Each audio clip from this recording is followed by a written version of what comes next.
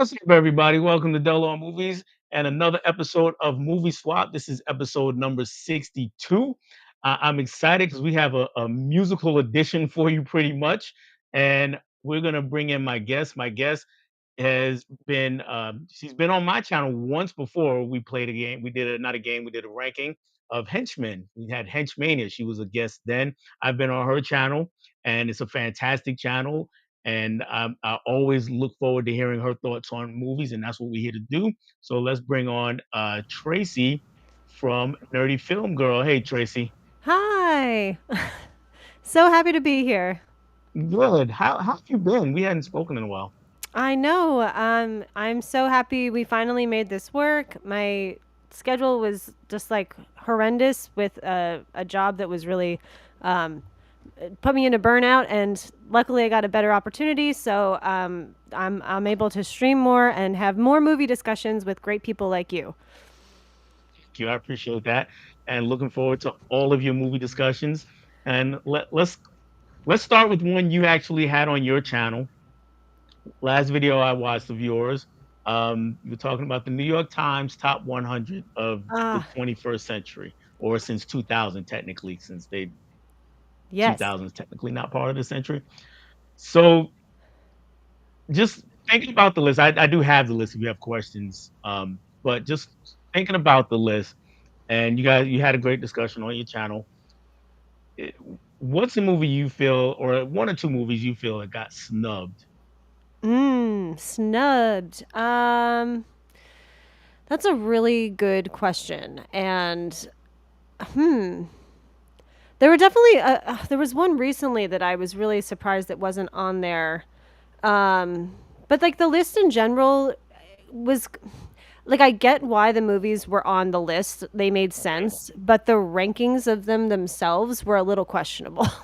like, right, you okay, know, I don't know. I know there was a big complaint that Nolan's Dark Knight was like number 28, yet there were films, in the top 10 that maybe shouldn't have been there. But yeah, it's so subjective, and I know it's just it's one or a few people's opinions, but yeah, it might pop up in my head though, the snub, because there's definitely a few that I had thought of at the time. okay. Well, let's go with the Dark Knight for a minute. It it begs the question of the criteria, and that so supposedly they asked 500 people in the industry, Mm, give me your top however many movies, and then they compiled it into that list, and that's the way it worked out. Um, so so with a movie like Dark Knight, I would have it higher, but I understand why they wouldn't, depending on who you're asking. yeah, it's tough for a superhero movie of any kind, I guess, even if it's really good. Yeah, even if it's really good, because you're gonna have those certain amount of people that just say, "Hey, it's a superhero movie. You know, it can't be that great," or just turn their nose up at it. Um, I don't. Let me take a quick look. Were there any other superhero movies on there? I don't think so. Not that I recall. I'm just kind of scrolling through it. I don't spring for New York Times, so I'm scrolling through. Somebody put it on IMDb. Yeah. Um, and yeah, I'm not seeing any right now. And it's interesting because you would think, as far as the cultural impact of it goes, something like an Endgame or Infinity War would have made the list. Um, just based on, or Black Panther again. Well, Yeah. Black Panther was 100, wasn't it? Super Bad was 100, I No, think. Superbad was 100. Yeah. Yeah. So Black Panther was 96. So Okay. Black Panther made it. Okay. So and oh, don't get me wrong, I love Black Panther. I don't know that it was the second best superhero movie Right. since 2000. Right. Yeah. Yeah, so it's kind of odd there. So you were talking about Tarantino a bit, and movies of his. I'm gonna throw out a hot take. You tell me how you feel about this here. I would kick Once Upon a Time in Hollywood completely off hmm and put Django Unchained on. Oh yeah. Yeah, that's actually I was actually surprised that Django wasn't on there. And I think Once Upon a Time in Hollywood, like when I saw it, it didn't really like blow me away. I think I liked it more the second time I watched it.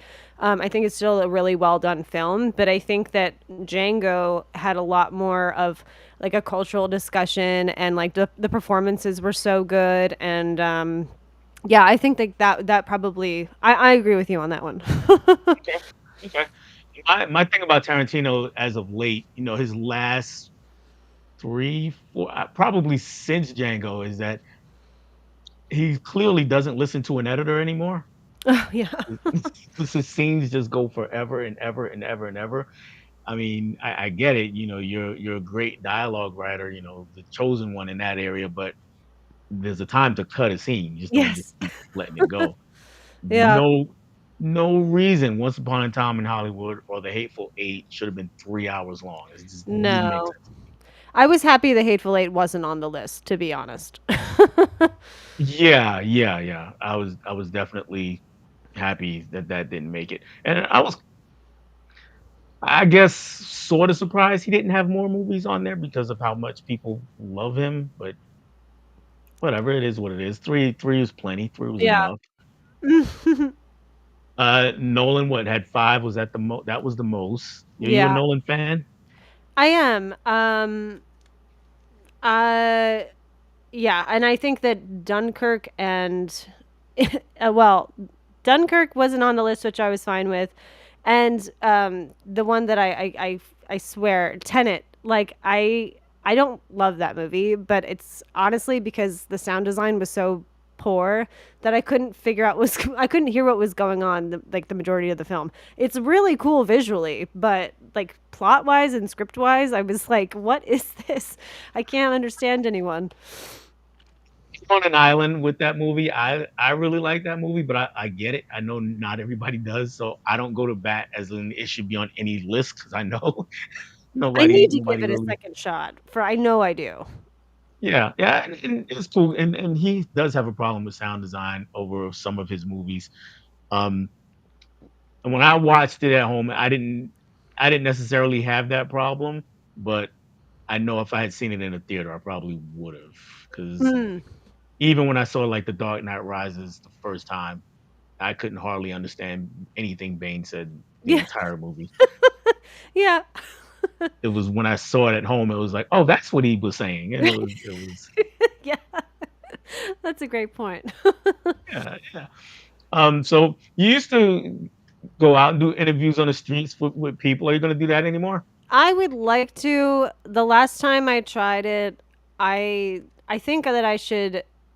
I don't know. I either need to get like a microphone that looks a little bit more like I'm ready to interview people, like a big one, Oh, because okay. it's harder to get like people's attention. I think. I mean, I've seen YouTubers just use the little mics and they're fine and people still talk to them, but and also I think it's like the time of year and location, because the last time I tried to do that I was in Times Square and it was a really heavy tourist time, and pretty much 90% of the people I spoke to like barely spoke English, which is fine, but I was like, okay, well, they don't know what I'm asking. And so, and I Right. just spent a really long time trying to find people to talk to. So, but definitely like doing things more in like the smaller neighborhoods, like Washington Square Park or something like that. Like I'm able to actually get people to come over and talk, which is good. Right. And maybe the age of people who you talk to might have something to do with it as far as the mic itself goes. Because Yeah.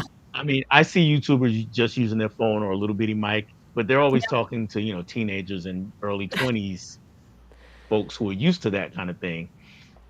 For us old people, it's like you see somebody else with a phone. It's like, oh, everybody has a phone. So Yes, and I need to get a better like hook too to like get people to like I don't know. I'm always just like, do you like movies or like do you like to talk about movies? And like no, everyone just walks by me and they're like, no, thank you. They think I'm trying to sell them something.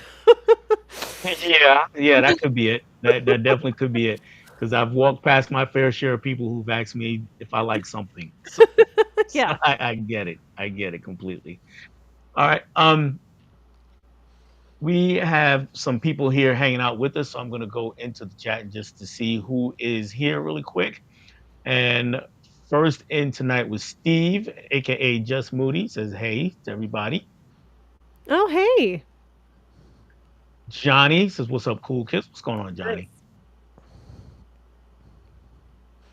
Nice. And Tiana is here. Hey, Tiana. Hey, Tiana. Tiana's everyone's favorite. Yes. Luke Ponto is here. What's going on, Luke? The Hangout King. Yeah. Mika, Double Feature Podcast is here. Yes.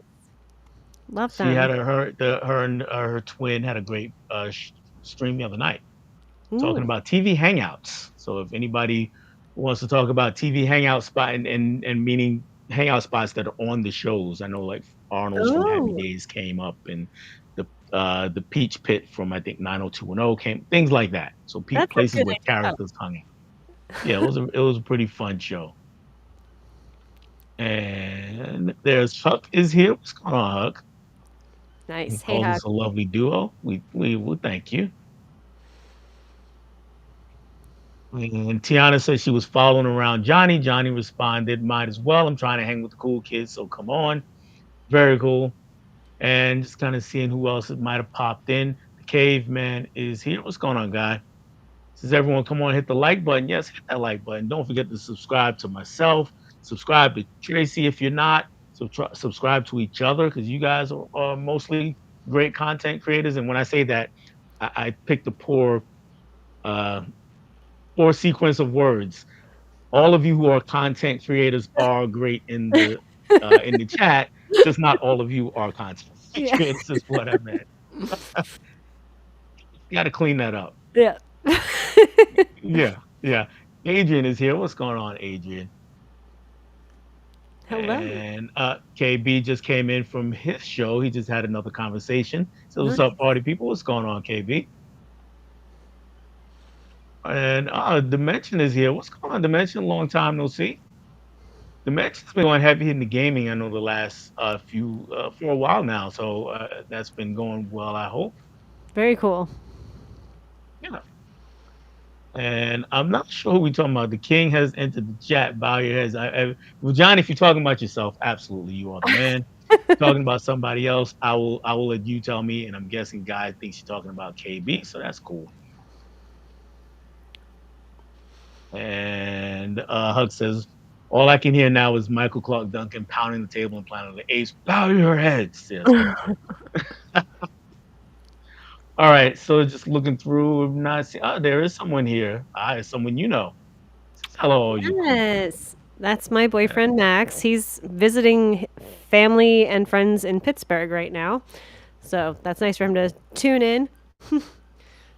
I have never been to Pittsburgh. I've been through Philadelphia a couple times, but I've never stopped long. Well, I spent one day in Philadelphia. Never been in Pittsburgh at all. Yeah. All I know is that's where Steelers fans lives, Yes. or the most. I should say the most Steelers fans. Uh, Tenet. Here we go. Tenet had me questioning whether or not Nolan had a mild stroke and forgot how to tell a story. Shit made my head. A lot of people had that reaction, Johnny. So I'm not mad at you. So I get it.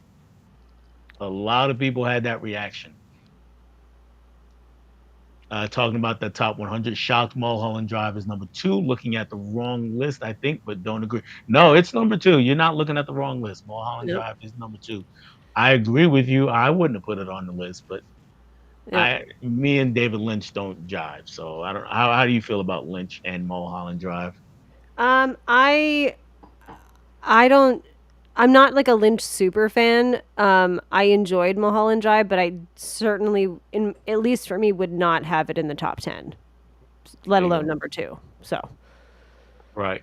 Um, it's one of those movies I got to go back and watch again. You talking about giving Tenet another chance? I need to give Mulholland Drive another chance. I've only seen it once, and I understand that you have to see it at least 35 times for you to understand anything about the movie.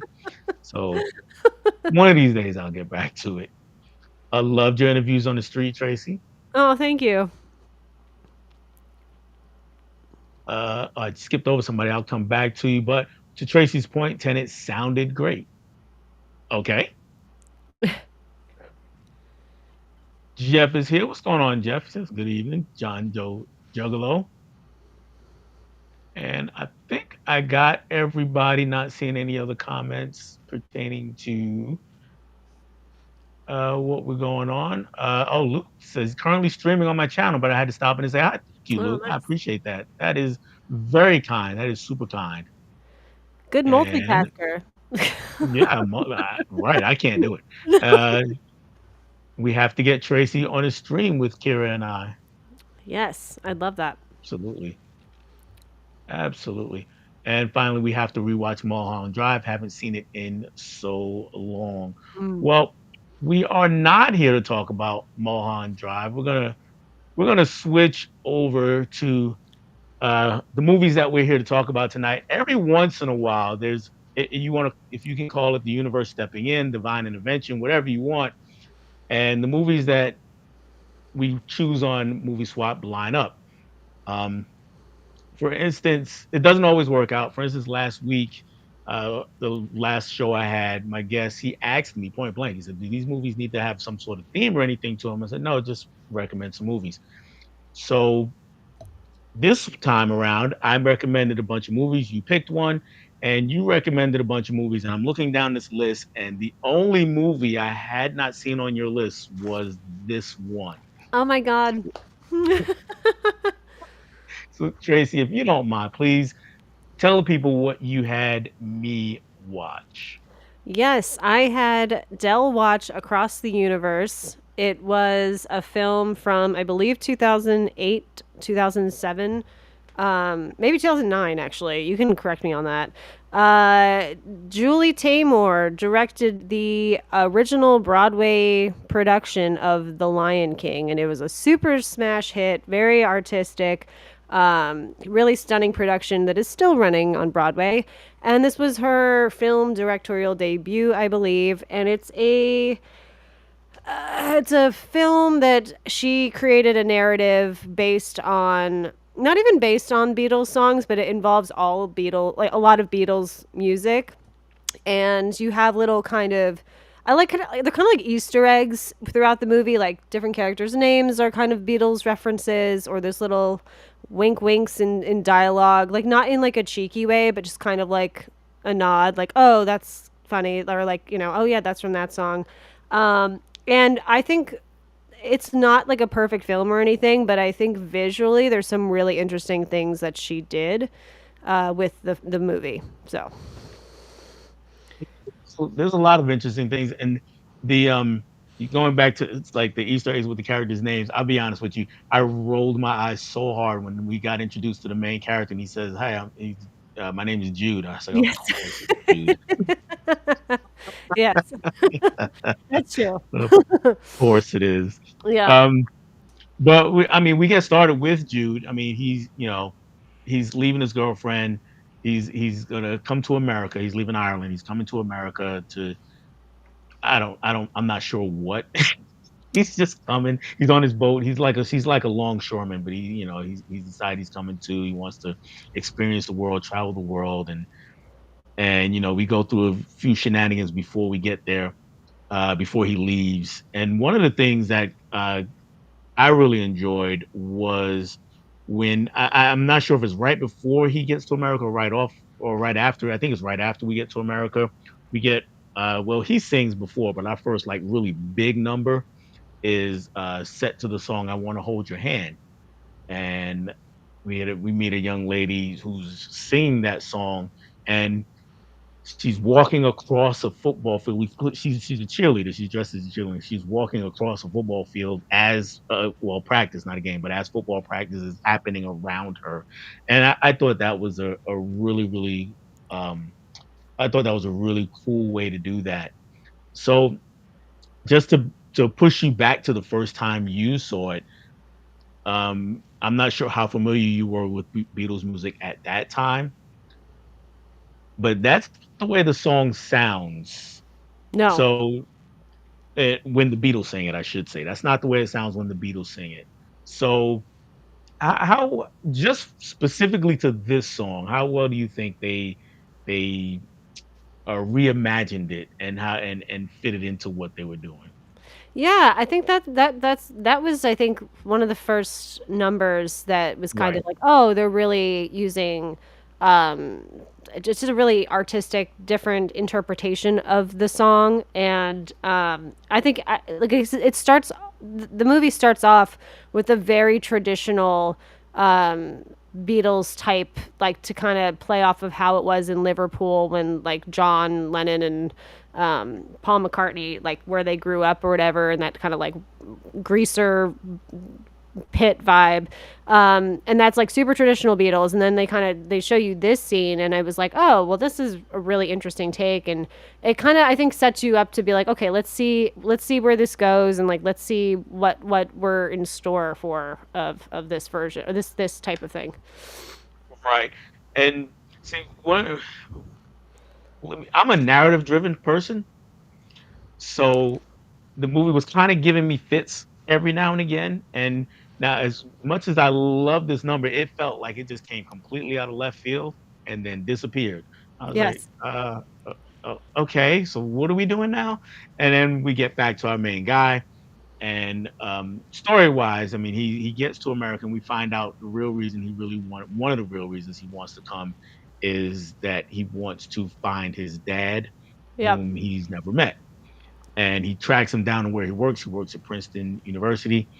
And so they meet each other, and they kind of have a little back and forth. And, he meets some guys who go to Princeton, meets one in particular who goes to Princeton, Max.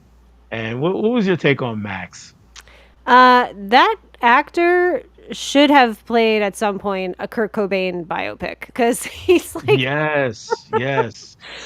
I thought he was a, a very charismatic actor to watch. Like he kind of is the scene stealer. I think a lot of the times, Hmm.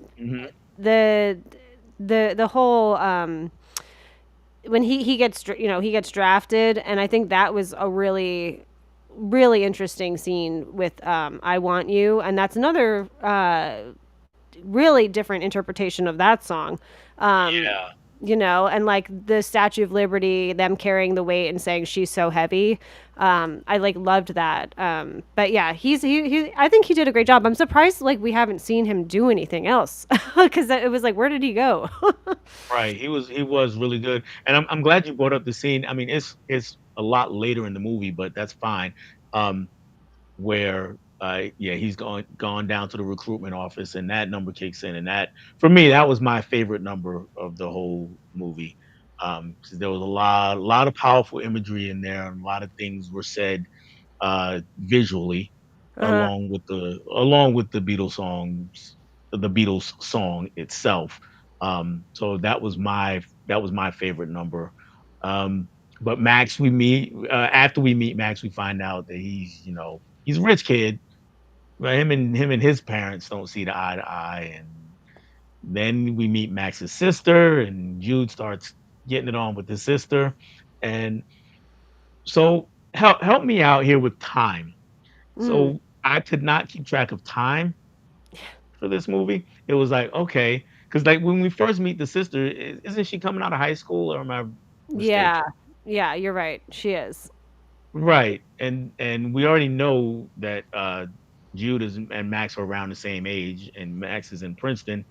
And then it seems like we've like years have passed, and then in some scenes it seems like it doesn't pass at all. And so am I mistaken, or does the movie have a time issue? I think the biggest faults of Julie Taymor's directing in the movie space and not musical theater space is the fact that like yes, the time stuff is a problem, and also the narrative can be a problem. And I think sometimes like there's an amazing number there, but there wasn't really anything before or after it that like really warranted it. So kind of like you were saying with the I want to hold your hand sequence. So I totally understand that. Okay. Okay. Okay. Um, we so yeah, we they start kind of dating, and Max and Jude, they become best buddies, and they move into a house, or I guess it's a flop house is the best way you can kind of Yeah. describe this place, and it's kind of run by Sadie, who's the lead singer of the band. I wanted a lot more Sadie. I don't know about you, but I wanted a Yeah. lot more Sadie in this movie. She's great. Oh my goodness. Very charismatic. Definitely wanted to follow her story a lot more. Great voice. My goodness. Yeah, yeah. She had a great voice, and like you said, very charismatic. Um, and her story was interesting. Her backstory seemed to be interesting. We just didn't get as much of it as I would like. Just jumping back into the chat really quick. Yeah. Um, K-Man says he prefers LA Confidential over Mulholland Drive. Yeah, I prefer LA Confidential over lots and lots of movies. So that's not a thing for me. Uh, haven't seen Across the Universe. Interested to hear your thoughts. Yeah, that's what we hear.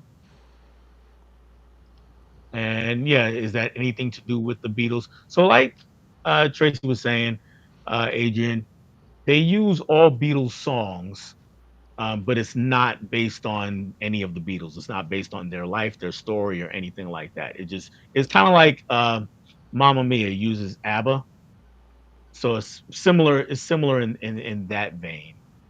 That's a great Um, example yeah, yeah, for people to understand. yeah. I thought the list would not include 80s, 90s movies in the 21st century list. There weren't any. The 2000 was the cutoff point Yeah. for that New York Times list. Unless you know one that came out in 99 or something, let me know.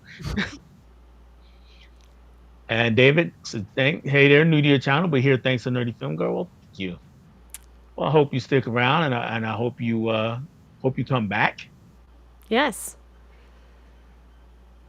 Sadly, not always meeting your heroes don't always meet expectations or have a Hollywood ending. Being reunited to find his father, sadly, I know firsthand. So now he's throwing us back into the film. Um, it was one of the more heartfelt scenes for me because Dad was kind of blindsided by this. He didn't even know that this kid existed, Yeah. and here he pops up. And so going back to your first watch, I imagine that it might not even register if you're there for the numbers. Am Mm. I correct in that? Yeah. Okay. Yeah. As it's gone on, do you find yourself dealing with it a little bit more if after a rewatch? Um, you mean like with the whole father son dynamic? Yeah, well, just the father son dynamic. Well, the story period, really. Yeah. I think I think the story yeah, it's definitely the thinnest part of the movie. So I think that's but it's weird. It's like yes, it does from a narrative perspective have these problems, but sometimes it's just I don't mind like rewatching it every few years or whatever just because I feel like the segments of the musical numbers are very creative. But I think some things are just so shallow in the film though. Let's go to let's go to another number then. We got the bowling alley with it where Max and Jude and Oh Lucy, yeah, Lucy gets that's that the was name, cool. and they go bowling. You can if you don't mind, you can talk about that bowling alley number. Yeah, that was again like the creative genius side of Julie Taymor comes up with this like just in a bowling alley with these dancers, extras, and it's just kind of that. I think it's such a transition because Max is the person that's kind of he's trying to find himself in this weird new era that's very different from his parents, which is a much more conservative era. And it's kind of that pushback that a lot of that generation felt and that like angstiness. And you also have Evan Rachel Wood, who is still kind of living in La La Land. And so they are, at the end of the day, still kind of childlike in that scene, and they're having fun at the bowling alley, but like the lighting and like just the ideas that she had as a director of like bringing that to life, like I remember seeing like the across, it's like jumping across the bowling alleys like in the trailer, and I was like, "What is this movie?" So like it was Yeah. kind of so Yeah, and they're sliding down the aisles yeah, and, down the lanes rather, excuse me. They're sliding down the lanes and they're jumping over the bowl return, and, yeah, I think that's what you were referring to. yeah. They're doing a lot. It's probably the most fun number. Mhm. Um, uh, um, n not my favorite, I've already said my favorite, but it's definitely a fun number to watch. It Yeah. was, it's one you kinda get a laugh at because as thin as I've talked about the story, kind of like I'm killing, like I'm dogging the story, but it does have moments that are heavy. It tackles heavy themes and heavy subjects. So it was very cool to get this light moment in the middle of that movie. Yeah. So I really, really appreciated that. And then we really went back to another heavier number a little bit later where we see this little kid, black kid for the first time, Mm. and he's like sitting on the side sitting in the street on the side of a car basically, and he kicks into a song. And as we pull back, we find out that the Detroit riots are of I think 66 are going on around him. And then we juxtapose that with a is it a police officer or is it a soldier? I can't a soldier, yeah, Oh, another a yes. soldier. Uh, we we just posed that with him going through war, and then there's a funeral. So that was a really powerful number. And again, I wasn't quite ready for that because it was like almost like whiplash. Was like, whoa, where do we where do Yes. we get there? But once you, for me, what happened a lot is a number would start, and I would be like, okay, how did we get here? And then it'd go on for a few seconds. And like, okay, I'm there now. I've settled in and let me see what it's all about. So I did appreciate her, the director's talents, Julie Taymor, in that. So I really did. Yeah, and I loved the gospel rendition of Let It Be. I mean, that was, Mhm. like, so gorgeous. I think when the movie came out and people were listening to the that people were buying the CDs or whatever, like, that was definitely, like, in the top 3 most listened to. Um, it's just such a beautiful arrangement. Yeah, it was, and they did. I think they did really well arranging and rearranging Beatles songs because Mhm. most of them I know from lyrics, right? Once they start singing, but once the song starts, you have no idea what it is Yeah. most of the time. Yep. So I really did appreciate that. Steve says I just watched Across the Universe earlier today. I'm a big Beatles fan, which is part of the reason I've never seen it before. All Ah. right, interesting. So, Steve, let us know what you thought of it as a Beatles fan, and if you thought that it was going to be about the Beatles going in. 'Cause I think that's an easy misconception to have. Um, KB says, great comparison, talking about Mamma Mia.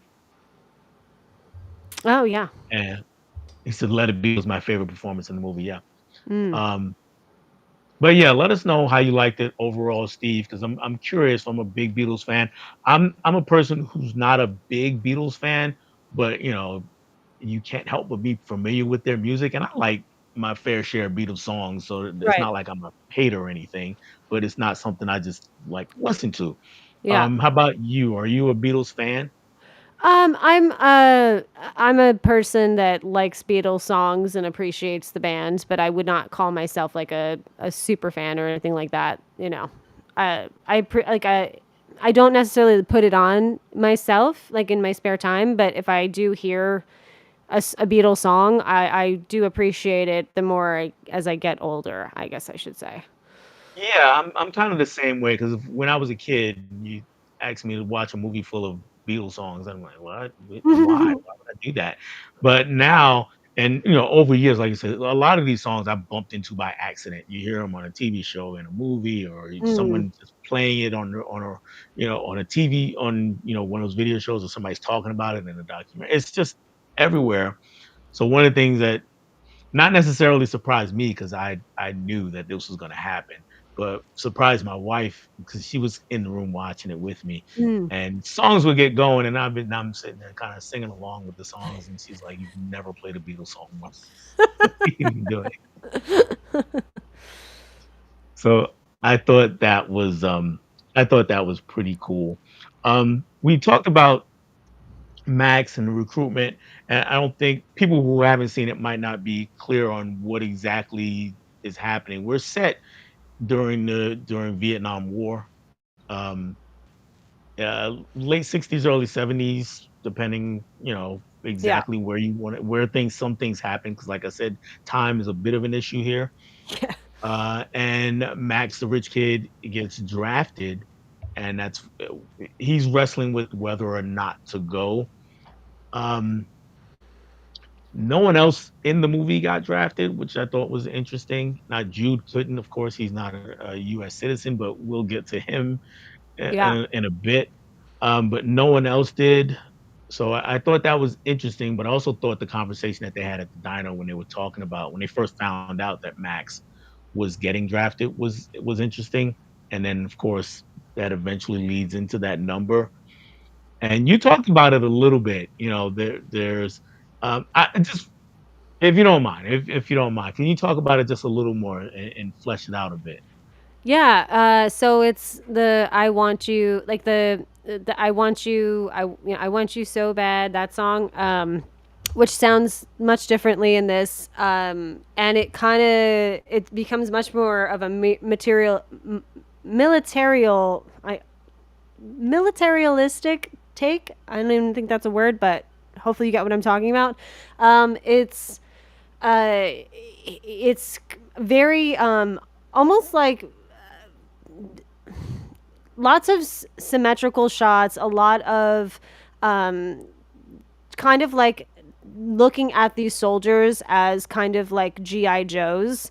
Because there's a moment where like they all kind of have like a fake plastic doll like aesthetic, as they're bringing in the newbies who have just gotten drafted, and it's a kind of like a whirlwind, and it's kind of like, okay, you're forced into this situation really quickly, which definitely happened, and it just dawned on me. I think the only reason why Max got drafted like that was because he quit college, and wasn't it like if you were enrolled in school, you didn't get drafted? Yeah, if you were enrolled in school, in college, you did not get drafted. Um, but so my thing was that no, none of those other people were True. in any kind of school. but True. but yeah, but that was a rule back then. Yeah. Yes.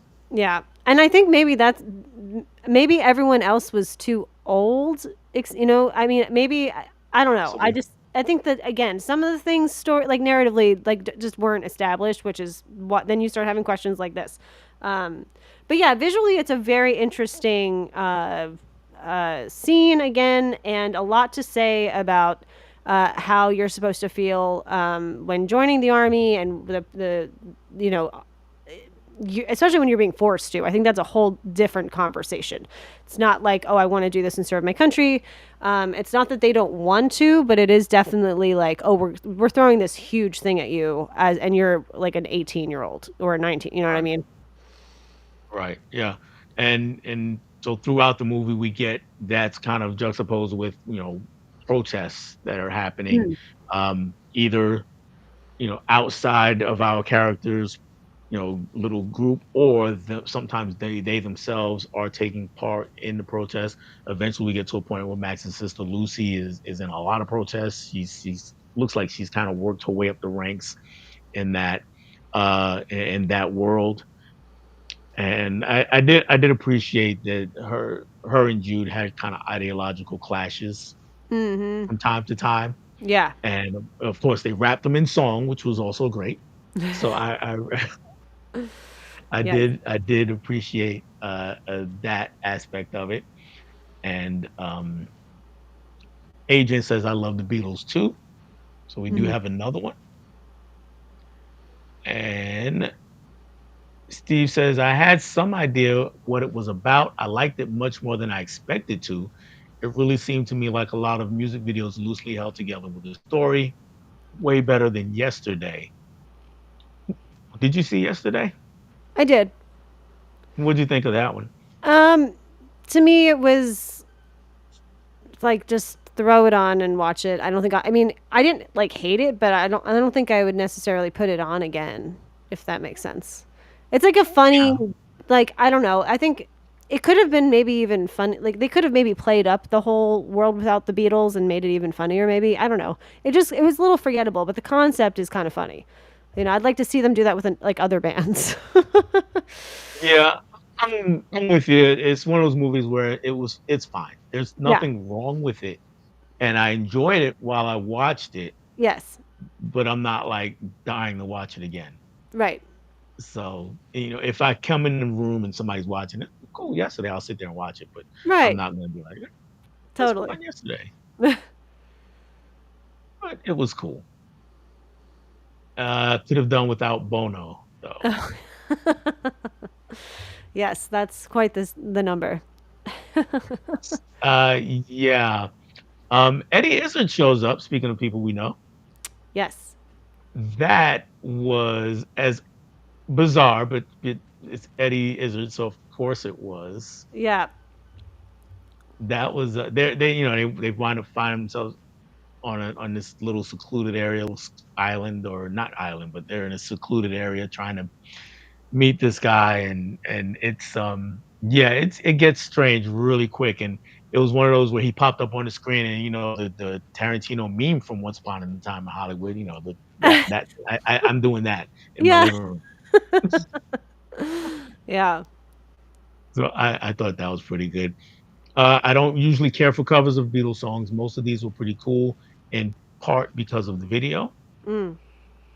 Yeah, that makes sense. And for me, what made these really cool, and you touched on it a bit, uh, just the artistry of how each number was shot. Mm. There was the cinematography was taken very seriously, and then the things that were happening in each number. I mean, they were almost like he said, like music videos because they felt really self-contained a lot of times, Yes. and it so that got me engrossed in each number. So it wasn't a thing where each number necessarily had to connect to the larger plot. Mhm. So, for instance, I'm a big fan of Grease, for instance, and I know Grease Oh has yeah. its lovers and haters. I know, but with Grease, it's a plot-driven movie where they just so happen to tell parts of the plot in song, Yes. and this is not that. No. Yeah. Yes. And there's so many different types of musicals and the way they're written, and then some are, you know, almost all singing. Like Rent, if you like, I know there's more dialogue in the film than there was in the show, but like that's pretty much all singing and just talk, like having singing conversations like an opera. So I think there's so many different types of musicals. It's this is one which you're right. I think I'm glad you brought up Grease because those are definitely two different types of storytelling, musical storytelling. Yeah, absolutely, absolutely. Um, Rent, Les Mis Yeah. is almost all singing. Yep. At least the latest one that I saw with Hugh Jackman and Anne Hathaway. Yep. Um, do are there, I can't remember. Yeah, just very few, very few. Yeah, And yeah. then there's like older ones too that like it's Mhm. something like Guys and Dolls or something that was that was mostly talking, and then they'd have there Yeah, are ones that are more right, talking than that. So right. Singing in the rain kind of thing. Yeah, absolutely, yeah, great example. yeah. Um, uh, Let me see. Somebody did have some. Oh no, we do have somebody. Nope, I thought we had somebody in, and he says, "Oh no, this David just says, oh Greece, Ah, my beloved Greece," and that's why I prefaced it, David. I said, "No, Greece has its lovers and its haters. I get it. I get it. I grew up on Greece. I'm a '70s kid at heart, so it was everywhere. yes, Just and it yeah, was 70s looking back at the 50s and making a commentary on right. the 50s. So that's what so I find interesting. Yeah, it's campy and goofy and fun, but like it's interesting when I like seeing when movies are another generation doing their take on an older generation. Yeah, they were definitely doing that.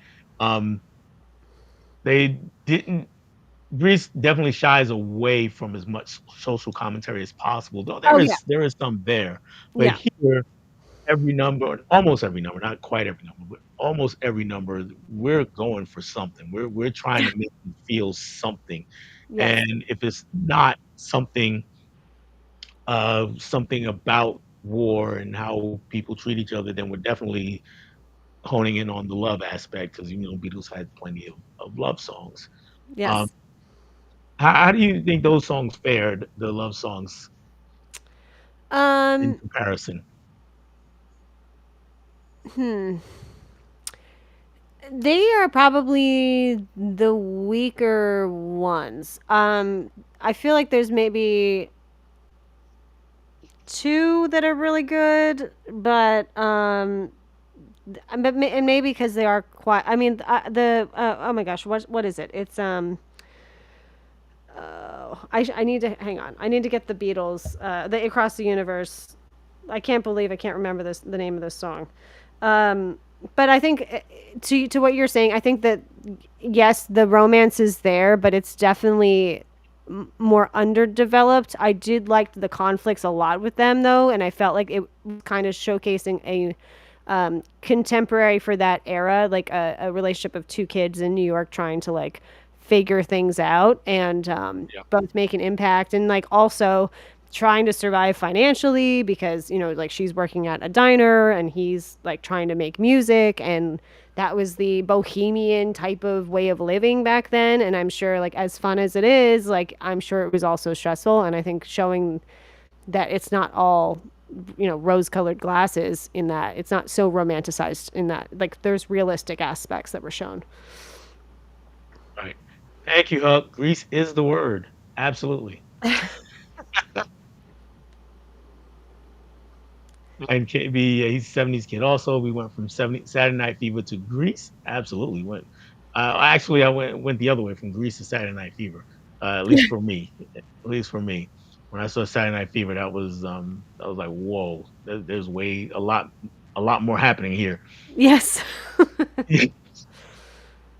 They won Young Me over with when Olivia Newton-John dressed naughty.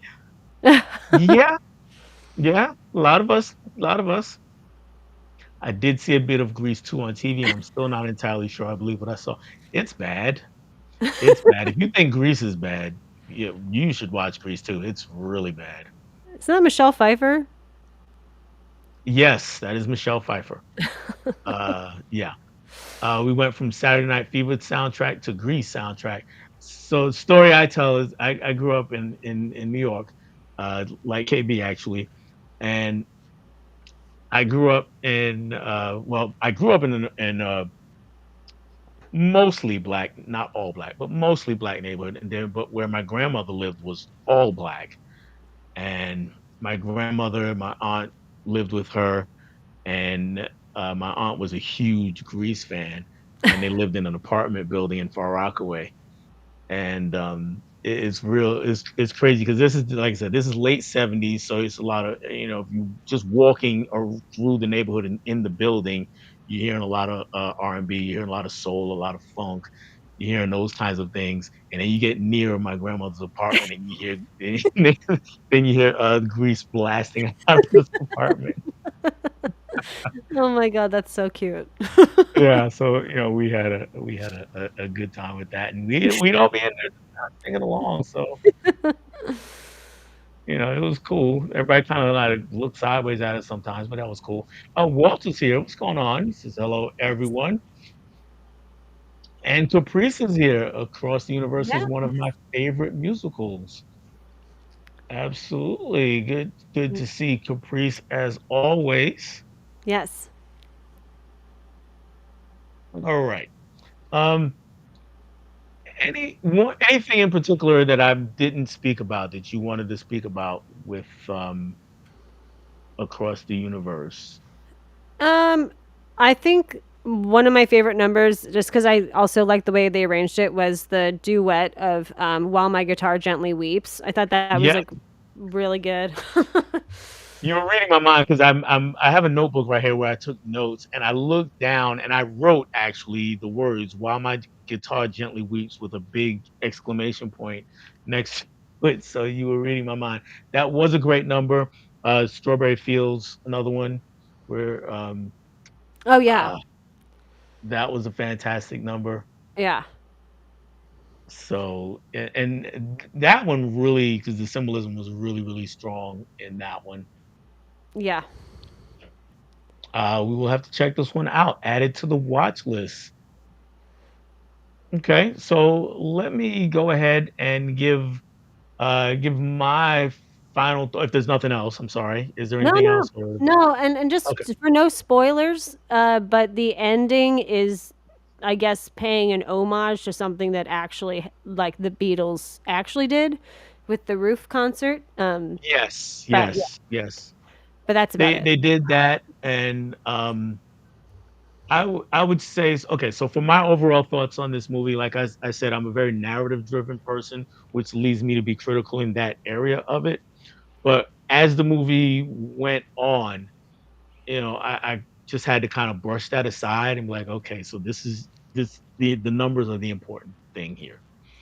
And in each number, like I said, she's the director, Julie Taymor, she's doing something that she wants you to see, something that she wants you to think about. She's giving you something she wants you to think about.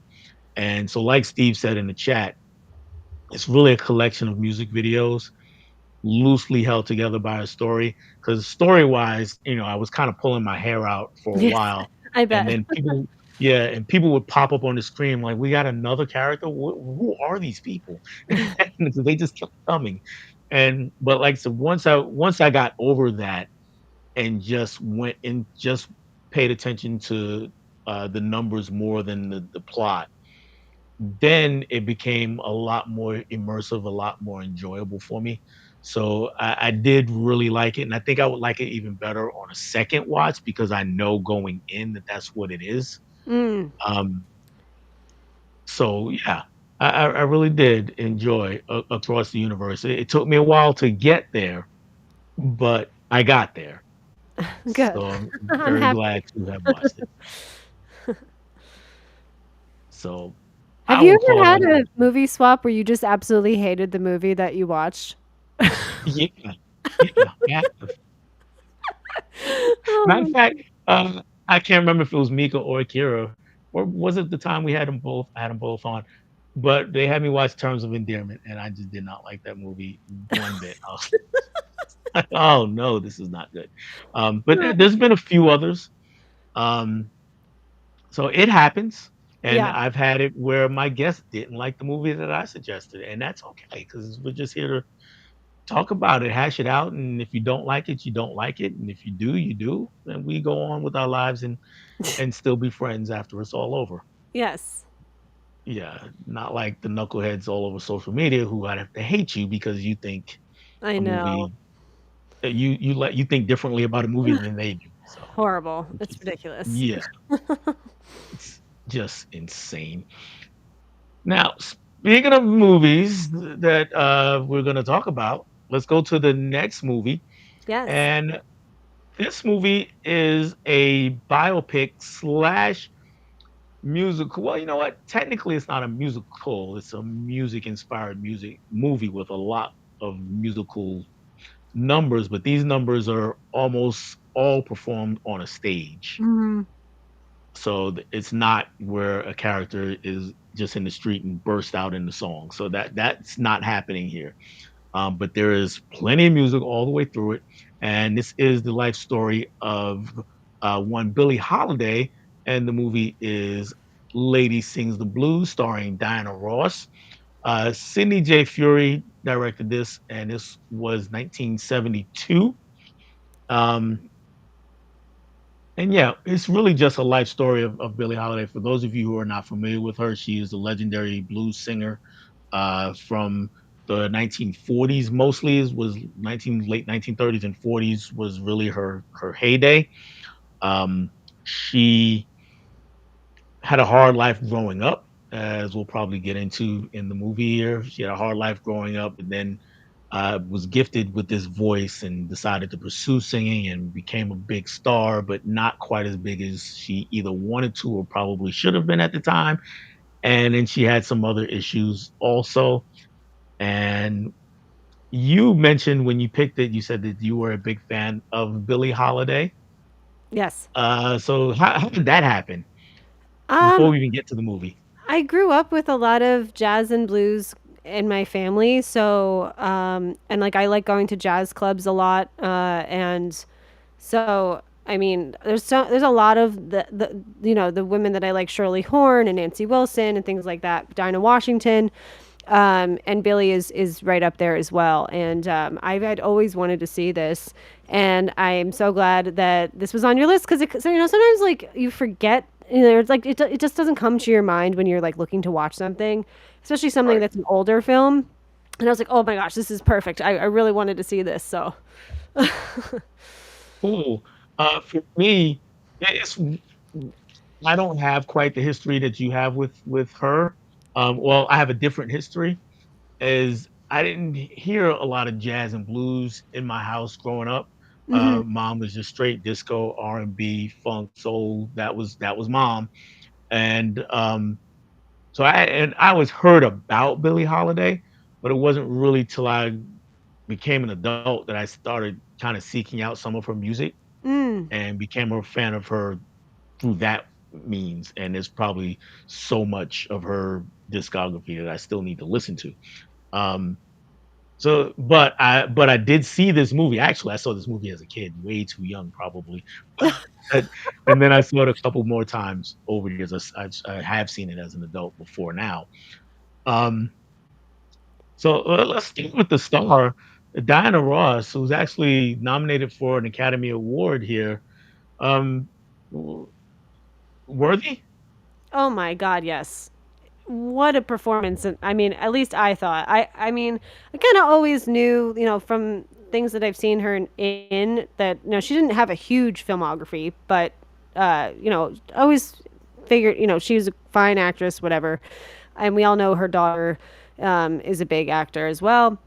But my goodness, she like blew me away. And I think what's interesting is it starts off when she's like 15, Mhm, and she was 28, but the mhm, physicality of like I totally believed that she was 15, and then when time passes that she's, a mature woman at that point. Like it was such a natural, she was such a natural actress to watch. mhm. Costuming helped with the 15. Oh, Y- yeah.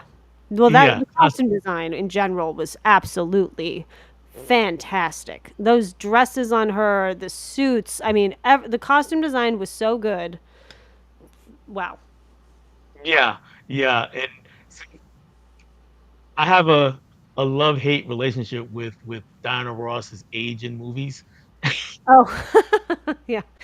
It stems from The Wiz, Oh, to be honest, yeah. because in The Wiz she's playing Dorothy, and she's well into her 30s at that point, Yeah. and playing Dorothy, it was just didn't work. So when I looked at Diana Ross, I'm like, just off the top of my head, I'm like, yeah, she had already been a star with the Supremes. She's like too old. But Yeah. once you're in the movie, I'm with you though. She pulls it off, Yeah. and she is she I guess what we can say is she feigns innocence well, but there's never a point when Billy is totally innocent, is there? Right. Mhm. Yeah. Yeah. So she's not necessarily, and it's because of the things she's around growing up, and she's basically working in a brothel Yeah. that her mom had sent her to work in while mom is off working somewhere else. And yeah, I don't know if you knew that part of her history at all, but how were you when that first meeting when she goes to see mom and she wants to stay with mom? This is after she's had an encounter with a much older man. Yeah, I'm really glad that I watched this film also because I did hear that she had been kind of forced into prostitution at a young age, but I didn't really know the specifics of it. And then also her heroin addiction. Like, you know, it's kind of was something that went hand in hand with that. And you know, a lot of phenomenal performers, artists, singers, like they do struggle with addiction, and this kind of was always associated with Billy. But I didn't. It just showcased the way of like the way women like kind of had to get by for like, and you wouldn't even think, you know, like I think the mom knew the whole time, but like all of a sudden she's coming and giving her gifts and all this stuff, and it's like, okay, what else would she well, she's not making that money cleaning the house. Right, right. And little minor spoiler, what it is Billy goes from working cleaning the brothel to actually being one of the ladies entertaining at the brothel. And I did a little math because that's what I do when I hear numbers in old movies, money numbers, monetary numbers. I want to see what that's worth today. Oh yeah. So so it's funny. My wife also watched this with me, and she was making $2 per trick is what they the way they termed it basically. Yes. And my wife's immediate reaction was $2. If I've got to do something like that, I'm gonna get a lot more than $2. Yes. Well, my first thought was, well, I mean $2, but it was a long time ago. That might be a lot of money. So I went to good old inflation calculator, and $2 at that time, 1936 is when the movie starts. So $2 in 1936 equates to $46 today. Ugh. So not a lot. That's No, not a lot. not a lot. No. Not at all. I mean, maybe And the woman that was the madam, maybe that's like after her cut. Maybe she was taking like half. I don't know. yeah, yeah, yeah. And well, the guy that did the thing to her, he actually bought her $2. So it was crazy. Oh yeah, yeah. And then later on, when she goes down and she finally gets a job at the nightclub, and he tells her, you got to make $15 in tips tonight, or you're out of here. That $15 equates to about $348, if anybody cares. Wow. So money has multiplied many, many, many, many times over. But we're not here to talk math. We're here to talk Billie Holiday and Lady Sings the Blues. Um, we've First we see Louis McKay, and then later we meet Louis McKay. Mm. So growing up, as I said, I'm a '70s child. So at that time, the man who plays Louis McKay, Billy D. Williams, he was the black male sex symbol in Mm. America. That was it. It was him. Um, so I got my answer at home from my wife, and I'll give that in a minute. So I'm gonna ask you, does that translate to 2025? I think so. He's very attractive. In like in that age for him too. Like, I get why she kind of like when she first sees him, she's so blown away. She's never seen someone like that. You know, I mean, my goodness, yes. Yeah, yeah.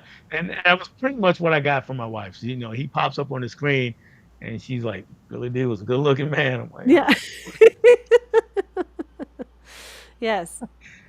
So, but as far as the character goes though, interesting relationship that they Mm. put on the screen with the two of them. How are you feeling about them? Yeah, I really liked how they started off, and how their relationship grew. And you know, when she, well, that's way further on, but it gets a lot more. There's a lot more turmoil that happens towards the end, and I think that the way Billy D. Williams's character handles everything is like the best that he could do at that point, because it's so difficult dealing with someone that's in that position that isn't necessarily getting help at that time. And I thought they had great chemistry. I really did, and I felt the bond tremendously with the two of them. Even when they, I know he would be gone for a while because she was on tour, so they wouldn't be together a lot. But I liked them both together a lot. Yeah, yeah. That's really for me. That was kind of the strength of the movie. It was their bond and their chemistry between Billy D and Diana Ross, and then of course, like you said, the bond between the characters. Um, it gave us something to hold on to and gave her something to hold on to, of course, Mm. throughout the film. And she, she falls in with a band to go touring, and that's eventually how she gets into heroin because they're working her to death, and but she's out there, she's belting out songs, she's singing every night, and you being a Billie Holiday fan and hearing her songs sung by Diana Ross, how is that for you? I was thinking about that throughout the whole movie, and I think I'm kind of glad that Diana Ross didn't do like an impression of Billy. Like she wasn't trying to sound exactly like her. I think she kind of blended both the way she sings herself and the way Billy sings in a really nice way. And I'm sure that that had to do as well, like in post production and stuff in the studio. But I liked it. I thought it was a very natural sound, at least. And certain songs she did sound a lot more like Billy than other ones. But even when she didn't, it didn't really bother me. Right. Yeah, I'm there with you. 'Cause it felt like yeah, she was not doing an impression of her, so I really did. I like that. A small part of me was kind of missing Billie Holiday's voice because it's Yeah, such a yeah, unique voice, yes. and but that would be hard to replicate without sounding terrible or lip syncing. Those are pretty much your your options. Well, yes, and there's something that Billie Holiday does so many times at the end of her songs, and I didn't hear it once in this, and I was like, "Oh, I wish Diana had done that." And she like Billie will like end a song, she'll be like, and it's like that, like, and it's multiple songs where she ends it like that, and I was like, "Come on, let's just do a little end take like that." No, didn't didn't quite get there. One of the other performers in the movie that had a pretty big part was Richard Pryor. Played the piano man. He traveled around with Yes. her. Uh, how are you on the piano man? A, Richard Pryor's performance, and B, he and Billy's chemistry and bond and all that kind of stuff. Oh, I was so. First of all, I thought he was great, and also at that point in the movie, I was like, "Oh my god, this girl needs a friend," and like I thought it was like the perfect time for that. Like as the audience, I was like, "Okay, I think I don't need to be as worried about her as I have been for the past 20 minutes or whatever that we've been watching her struggle." And it was like so cute. I loved the audition scene. I thought like for her to go Yes. like the dancing was a trip. She had all the like she had such balls to like get up there and be like, I can dance, and then she's like so off. And then, then she sings and her first note is just like way off compared to what Richard Pryor's doing. And then he kind of like gets her into it, and then it's so good. I loved that whole scene. Yeah, that was a great scene. And like after the dance, she's kind of ready to give up, and Richard Pryor is like, you don't have much option here. You go Yeah. ahead and try to sing. I'm gonna play something. You go ahead and sing. You don't have much option there. And I thought that was a really cool scene. In the end, though, was he a good friend? Um I mean, I guess he's an enabler, and at a sense, cuz that's she was clean, I think, timeline wise in the film for a while, and then she had him get some for her. A lot of people though in those situations, like they think they're doing the right thing, and they love the people that they're with, and they just are enabling because they don't want to see them struggle or whatever it is. They just want to be supportive, and it's a shame. I think he was a good friend though, and I think he did care about her. I just it's a lot. It's a lot to put on the. I think anyone dealing with that it's a lot to deal with. Think he what you said, he thought he was doing the right thing, or he couldn't say no to her. Yeah, yeah. I think he And couldn't say no to her. Yeah. yeah, that's the vibe I was always getting is he just could not say no to her, and they had a real like brotherly sisterly kind of relationship, and so it was always like I'm taking care of my sister, and if my sister wants something, I'm gonna get it, Yep. and it didn't always work out for the best, No. as we saw. The movie went on. Um, now, in the film, it's a white member of the band. Well, the band is all it's an all white band that she's traveling around with. But one guy in particular, Harry, he's the guy that introduces her to heroin. And what I couldn't quite get a read on this time, because I really didn't pay that close attention to it before, were the other band members. How do you think they were towards Billy, as far as in relationship? Were they good for her, or are they more enablers, or neither? Or I don't know. I know that she's the female singer, and they've got a camaraderie as a band. I think they probably looked at her like a little sister a little bit, because I think they were protective of her, and I'm sure they all knew that.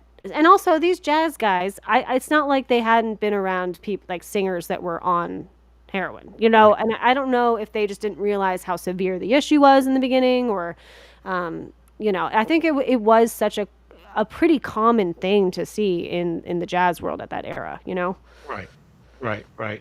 And to your point about them being protective of her, we do get a scene where they're just we get a couple of scenes actually.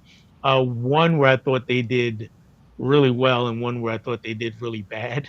Uh, Mm, the first we get one that they did poorly, which is they stop this tour bus to get something to eat, and she's got to sit on the bus again. This is the era, so the diner that they go to is a white only establishment, and so she's got to sit on the bus, and while they go inside and get something for her. They all sit inside and eat, but then they bring it out for her. At least that's what's implied. yeah. Um, and it strikes me as poor because I'm also a sports fan, and I hear multiple stories about uh, black players from that era and their teams. Either forcing the people who own the restaurants to let all of their players in, or hotels to let their players stay there, or they go somewhere else. I heard a lot of stories about that, and that didn't happen here. Um, No. then we get a later scene, a little bit later, where they're on the bus and they're riding through a Klan rally, and one of the Klansmen spots her on the bus. Well, that's because she's very upset, and she's like in the window and yelling back at them, and she catches a flagpole through the Oof. basically in the face. Um, and I thought they did better. They did better there, even though there's a little bit of self-preservation there too. But I thought they did a lot better there. Just from your point of view, how were you on either one of those scenes? Yeah, I think that actually kind of showed. I think that was the wake up call to the band, the KKK scene, because you know in the jazz world, you're playing with black people, white people. It's like it's music, it's artistry, and it's like and if they're just pretty much in the north or whatever, like they're not. Maybe they hear it's horrible down south, or whatever, and like they know there's certain lines they can't cross, but they did handle that first scene really poorly by just making her stay out there. And then when they are face to face with what the actual horrors are of what is actually going on, I think that was a wake up call, and that's why like that was. I mean, it wasn't handled the best. Like she could have been killed, but at least I think they actually it kind of like woke them up a bit. It almost felt like they were very complicit before. Right, right. Capri says that was my fear when I came in, but luckily Dell liked it, talking about across the universe, and I loved his suggestion, so I was relieved. I will be. No, no, she's talking about when she came on the show. Okay. I'll be right back. 2 seconds. I'll be right back. Absolutely. I'll keep going through the chat, guys. Um, Mika says, Lady Sings the Blues, love this film. God, I'm glad to hear fans of this. And it's, when you suggest a movie from the 70s, the early 70s, it's not as many people have seen it just simply due to time. David says, "Oh no, I really like In Terms of Endearment. Fun fact: Burt Reynolds had a part written for him in that. He turned it down, and Jack Nicholson won an Oscar for that part. I did not know that Burt Reynolds was offered that role or had that part written for him. I did not know that. Jack Nicholson, for what it's worth, I think did really well in the film. Sometimes I thought he was in a different film than everybody else, but it is what it is. Billie Holiday, one of our faves, very cool. And of course, they're agreeing. Mika's agreeing. Great film. Talking about terms of endearment. Steve, I watched Lady Sings the Blues last night. I actually did my homework. Diana Ross blew me away. Thank you, Steve. So, yeah, Diana Ross gave a phenomenal performance in this film, uh, right from the beginning to the end, just like my guest has said.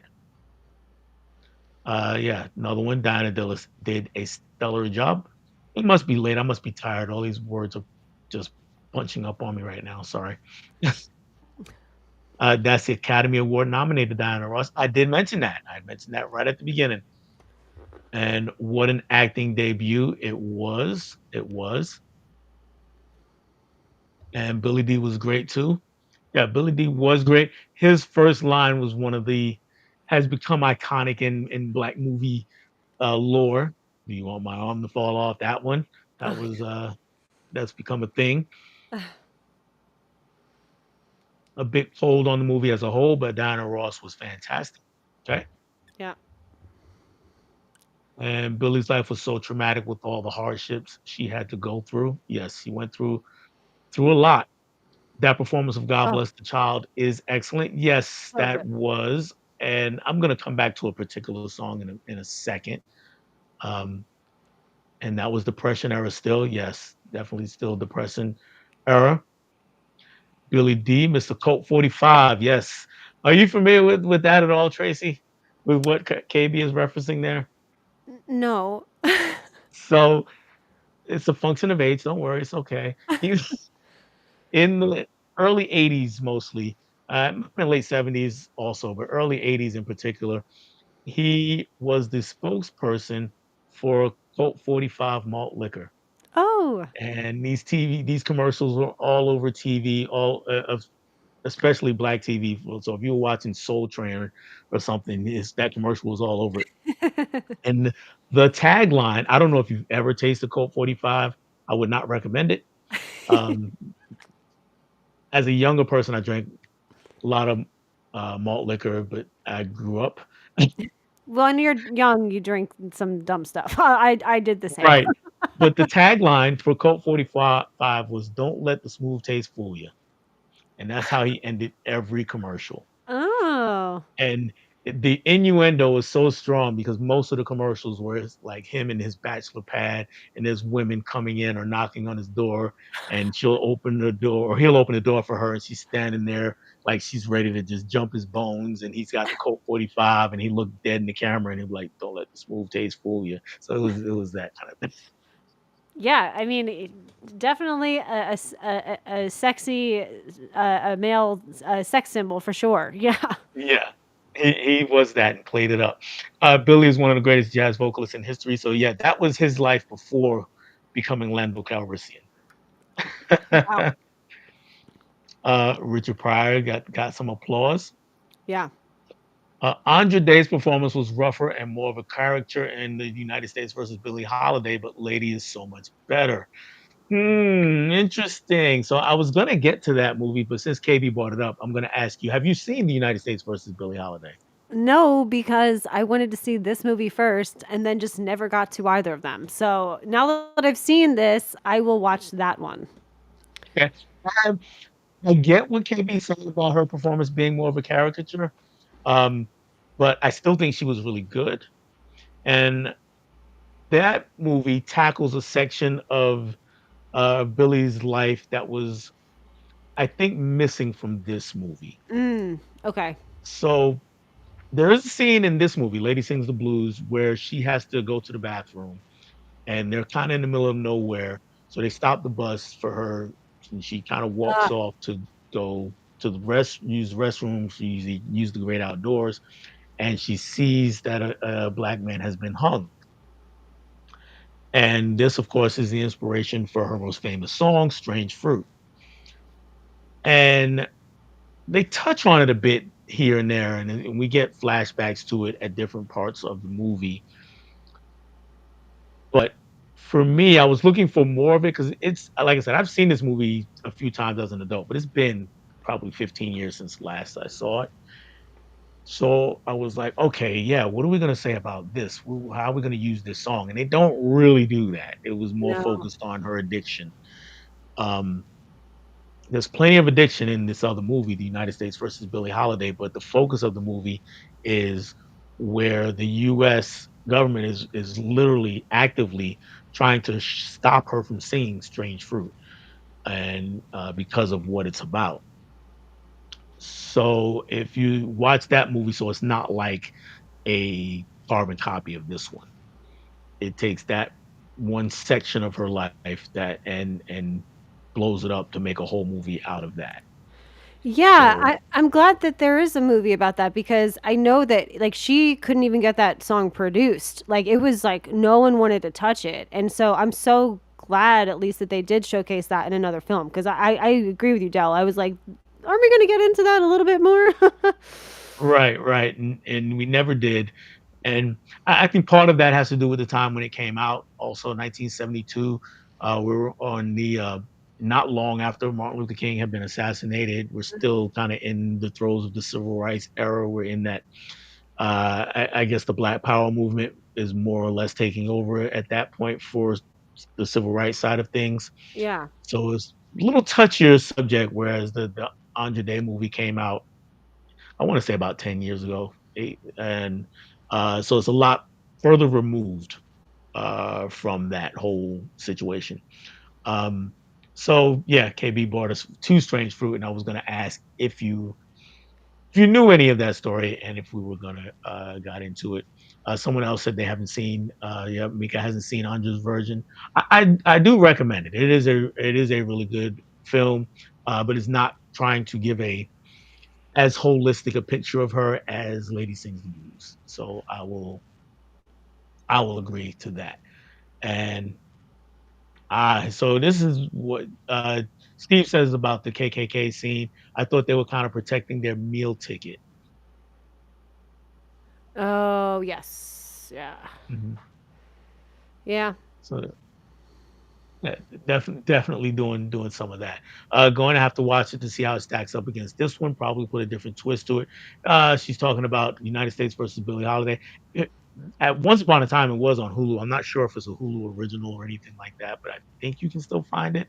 Um, but like I said, Mika, it's not a carbon copy of this. This is not another whole life story. It's just that part of her life. Yeah. That way too short snippet of Strange Fruit was still chilling. Yes, Steve. Mhm. And Andra was really good. She played it more like a version of Billy than Diana Ross did. Okay, okay. Um, so where was I going? Because my brain just went blank just that quick. Oh, We were talking about yeah, film. filmmaking wise, something I wanted to ask you about. Just and KB did say it is still on Hulu. Thank you. Filmmaking wise, we got something that you only got in the 70s, at least I think. Maybe the 60s, but you definitely don't get it anymore. And we got it like 3 times. We had still photo montages. Yes. Just, I mean, this is just kind of off the cuff thing. Uh, what do you think about those? Are they effective? Do they work? Or is that something that should be left completely in the past? I didn't hate it. I think for a biopic like this, it works. At least it worked for me. But I could see some people thinking that it's corny. But I don't. It to me added some realism, and I did like the scene, like the montage with uh, Diana and Billy. I want to say Billy and Billy, but what? Yeah, Billy and Billy. Like they're kind of like the blossoming romance and stuff. I thought that was actually quite nice. Yeah, yeah. It was a way to shorthand some things for sure.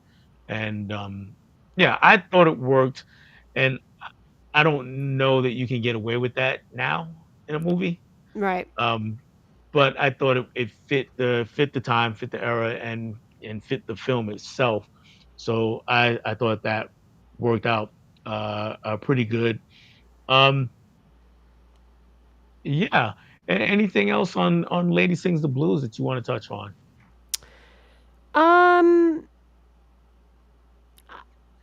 I really appreciated watching it. I do think that even though it isn't like a an impression or caricature of Billie Holiday, I think the essence of I don't know. I just felt like Diana Ross's performance made you really care about her. Not that I wouldn't have anyway, but like I just think that there was such an empathetic you wanted you just I don't know you just wanted to like take care of her. You know what I mean? And I just there was such a she did capture the spark of Billy, and I think it was a the performance paid a great tribute to her. Even if the film is kind of I mean, it's biopics are always tough anyway because like you have to fit their whole life into, you know, a 2 hour movie, 2.5 hour film, and that is a lot. And you do miss a lot of the complexities and nuances in people's lives and the different things that happen and shape them. But I think if it's like the essence of Billie Holiday, I think she did a great job. And just overall on the film as a whole. Yeah, I would recommend it. I really would. Especially if you don't know a lot about Billie Holiday, or even if you do. Like, I don't think that there would be someone that would be like, "Oh my God, I hated this," and I'm like that. That's a Billie Holiday fan. I think it was very impressive.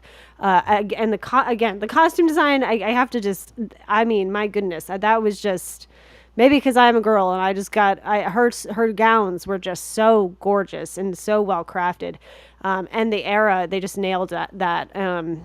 They did show how difficult like her just the daily life of what she had to go through, and even when she was getting a big break, I did like that they ended on her Carnegie Hall performance. I know that's kind of like not a trope in a bad way, but I feel like with especially with biopics, like there's that one big thing they're going to end on that like is this kind of Yeah. like a big goal, and then they get to do it, and it's kind of celebratory. But I think it was really nice the way they ended it. You have to find some sort of triumphant moment to not make this like a total downer Yeah, of yeah, a movie. yeah, yes. So I appreciated that. And costuming, I'm like I said, I brought it up first, so I'm right with you on the costuming. Yes, the gowns that she wore were great. They were fabulous. And the suits that the men were wearing, I was like, oh, that looks fantastic. Um, so I appreciated the costuming as well. Very glad you enjoyed it. Drew is here. What's going on, Drew? Drew, we're probably going to be, yeah, we're going to get ready to wrap up here in just a couple minutes. Um, but yeah, I'm glad you enjoyed it. I'm gonna call that a win for both of us since we both Yes. enjoyed each other's film. Um, and I will say this for anybody watching, even if I had not enjoyed the movie or she had not enjoyed my movie, I wouldn't call that a loss though, because I still consider it a win because I got to see it and I know for sure. I know what it is because I'm all about just seeing whatever I can get my hands on or put my eyes to. And you're not gonna like every movie. That's just not the way things work out. So Yeah, no, it's true. yeah, that's where I am with it. All right. I think we have one or more comments here. Great conversation tonight. Thank you, Mika. And love the selections. I'm glad you did. Glad you did. Check out Across the Universe, though. I definitely recommend it. It's a movie like I said, I'm willing to definitely check out again because now I know what it is going in, so I don't have to take the time to work my way into it the next time. So yeah, let me know what you think of it though if you see it. Miss Tracy, where can people find you, follow you? What do you have coming up next? All those kinds of things. I'm not sure what I have coming up next because I'm just trying to get it together. But I am at Nerdy Film Girl on YouTube, as also Twitter and Instagram. And I should be putting out some stuff. I want to do some more out of theater reactions. I did one for Superman, but that was a while ago. So I'll put some stuff out soon. Cool. I did see your out of theater reaction to Superman. I know sometimes we get a little distance from movies, our opinions change, so you still love it?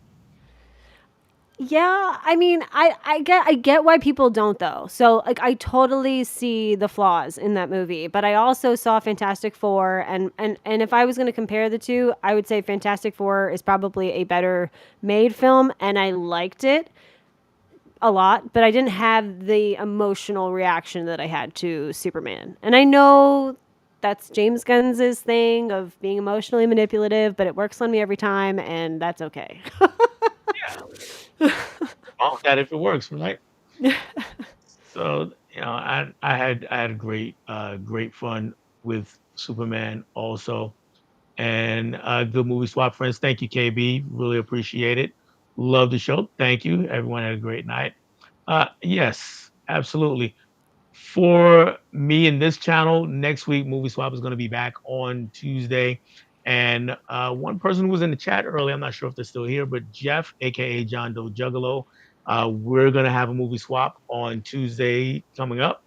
There may be a second show next week. I'm working on it, and it's not going to be a movie swap, but we'll see how that goes. I will let you guys all know. And of course, there may be a video that pops up, here or there. And we did have someone pop in, Corey, aka Wilkie's Movies and Music, and Corey just celebrated his 25th wedding anniversary. So congratulations to you, friend. Oh, snap. Yeah, absolutely. So I hope that you are not taking away from any of your celebration time to join us. Don't do that, so you won't have make it to 26. So let's make sure we do that. All right, that's all I have for everybody tonight. Tracy, thank you so much for doing this. We'll have to do it again. Pick some other movies.